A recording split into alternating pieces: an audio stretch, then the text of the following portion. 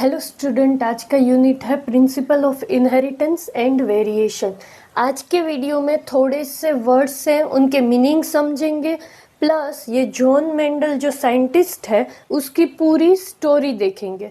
तो first of all start करते हैं हेरिडिटी से। हेरिडिटी वर्ड का मतलब क्या होता है? पेरेंट है, उसके ऑफस्प्रिंग है, मतलब उसके बच्चे हैं। तो पेरेंट्स से कुछ कैरेक्टर, जीनेटिक कैरेक्टर, पेरेंट्स के जीनेटिक कैरेक्टर ऑफस्प्रिंग के अंदर पास होते हैं। जो कैरेक्टर्स जीन्स के अंदर है वो पेरेंट्स से ऑफस्प्रिंग में पास होना, उसको क्या बोलते हैं? हेरिडिटी। जीनेटिक कैरेक्टर मतलब क्या ले सकते हैं? जैसे कि आई कलर है, ब्लड का टाइप है, तो वो क्या है? पेरेंट्स से ऑफस्प्रिंग में जीन्स पास होते हैं और उसको क्या कहा जाता है? हेरिडिटी कहा जाता है। और हेरिडिटी ही क्या है? इनहेरिटेंस है। नेक्स्ट वर्ड है वेरिएशन। का मतलब क्या है? तो पेरेंट्स और ऑफस्प्रिंग मतलब प्रोजेनी, बच्चा। तो पेरेंट्स और ऑफस्प्रिंग के अंदर कितना वेरिएशन है, कितना डिफरेंस है, ठीक है, वो क्या हो गया? वेरिएशन हो गया। नेक्स्ट है जीनेटिक, मोस्ट इंपॉर्टेंट। जीनेटिक्स क्या है? ये एक बायोलॉजी के एक ब्रांच है जिसके अंदर किस चीज की स्टडी की जाती है? जीन्स, फिर इनहेरिटेंस, वेरिएशंस, ये सारी चीज़ों की स्टडी जीनेटिक्स में की जाती है। जीनेटिक्स क्या है? बायोलॉजी की एक ब्रांच है जिसके अंदर जीन्स, इनहेरिटेंस, वेरिएशंस ऐसे टॉपिक्स की स्टडी की जाती है। Next, father of genetics. Genetics के फादर कौन है? John Mendel. ओके, अब सर जॉन मेंडल का ऐसे पूरी लाइफ के जो मेन इवेंट्स है वो देखते हैं। तो उनका बोर्न 22 जुलाई 1822 में हुआ था। फार्मर्स की फैमिली में उनका बोर्न हुआ था। और मोस्ट इम्पोर्टेंट है कि 1843 में उन्होंने मोनास्ट्री ज्वाइन कर ली थी। मोनास्ट्री क्या है? जहाँ पे मोंक रहते हैं, एक रिलीजियस प्लेस है, वो ज्वाइन कर ली थी। उनकी फैमिली इतनी फाइनेंशियली कैपेबल नहीं थी, फिर उन्होंने मोनास्ट्री ज्वाइन कर ली, वहाँ पे वो मोंक बन गए। और बाद में जब वो मोंक बने, मतलब कि रिलीजियस लाइफ स्टार्ट करी, तभी उसके नाम के आगे क्या लग गया? ग्रेगोर लग गया। और 1847 में वो क्या बन गए? प्रिस्ट बन गए थे। बाद में 4 साल के बाद प्रिस्ट बने, उसके 4 साल के बाद उन्होंने यूनिवर्सिटी ज्वाइन करी स्टडी करने के लिए, फर्दर स्टडी के लिए।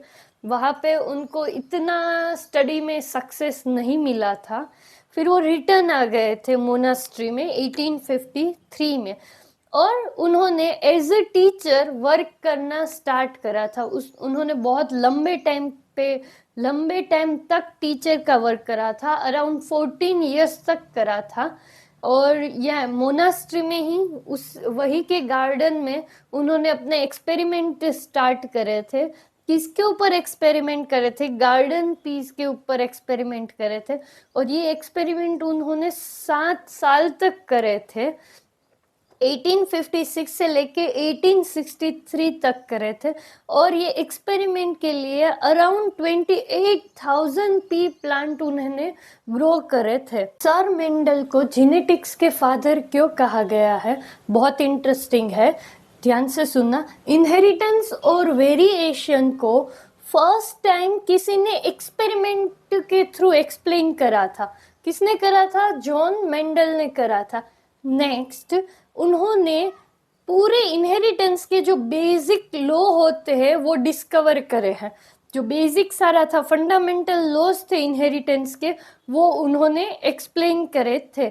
नेक्स्ट, जब किसी को डीएनए, जीन्स के बारे में ऑलमोस्ट नहीं पता था इतना, तब इन्होंने पूरा इनहेरिटेंस जो है उसके ऊपर वर्क कर लिया था, मतलब ये बहुत आगे चल रहे थे। नेक्स्ट, वही थे फर्स्ट ऐसे जिन्होंने बायोलॉजी के प्रॉब्लम सॉल्व करने के लिए मैथमेटिकल लॉजिक्स और स्टैटिकल एनालिसिस का यूज करा था।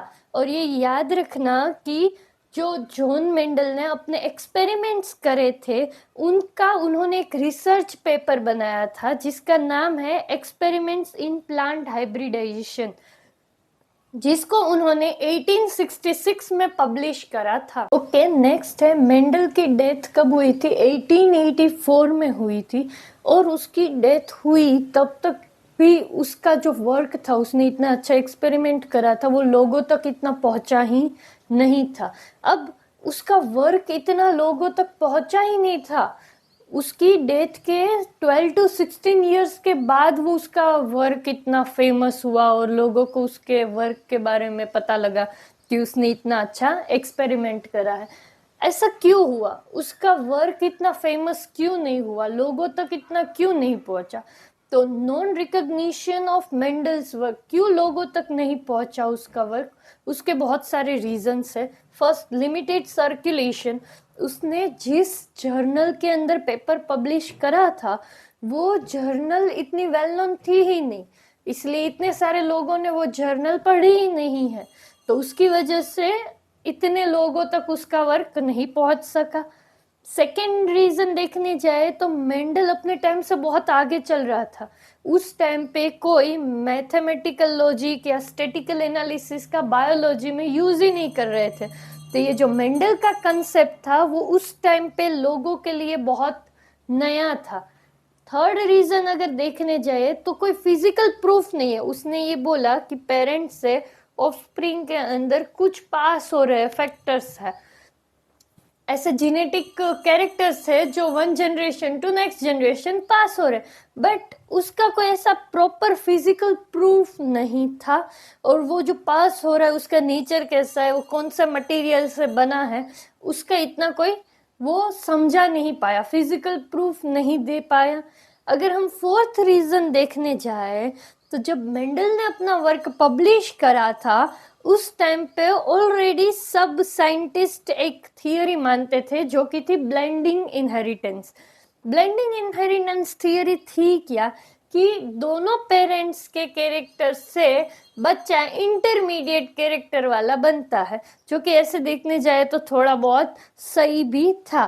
बट ये थियोरी अगर हम मेंडल के एक्सपेरिमेंट में फिट करने जाए तो नहीं हो रही है, क्योंकि मेंडल ने क्या बोला था, अगर शॉर्ट प्लांट है एक टॉल प्लांट है, दोनों का क्रॉस करा तो जो फर्स्ट जनरेशन मेंडल की आई थी वो सारे टॉल थे, तो क्यों इंटरमीडिएट नहीं बने, सारे मीडियम साइज के क्यों नहीं बने? बट तब ये ब्लेंडिंग इनहेरिटेंस वाली थियरी ज्यादा चल रही थी। ओके, मेंडल की डेथ के बाद 16 ईयर्स, अराउंड 12 to 16 ईयर्स के बाद उसका वर्क जो है वो रीडिस्कवर हुआ था। 3 साइंटिस्ट ने उसका वर्क रीडिस्कवर करा था।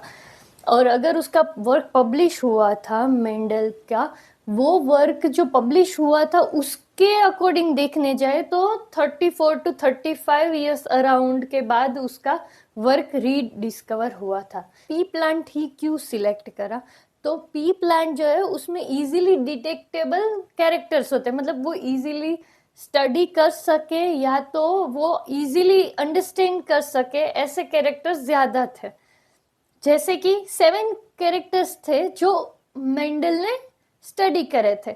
Seed shape, seed colour, pod shape, pod colour, colour, flower position और स्टेम की हाइट। इतने कैरेक्टर्स थे जो उन्होंने स्टडी करे थे। नेक्स्ट, ये जो प्लांट है उसकी लाइफ शॉर्ट है, आसानी से आप उसकी पूरी लाइफ ऑब्जर्व कर सकते हो। प्रोजेनी ज्यादा बनते हैं, ऑफस्प्रिंग ज्यादा बनते। इस प्लांट में सेल्फ पोलिनेशन होता है और चाहे तो हम क्रॉस पोलिनेशन भी करवा सकते हैं। ये प्लांट को कल्टीवेट करना, मेंटेन करना और हैंडल करना ज्यादा इजी है। और पी प्लांट के अंदर सीड्स की नंबरिंग ज्यादा होती है, पर प्लांट ज्यादा सीड प्रोड्यूस होते हैं।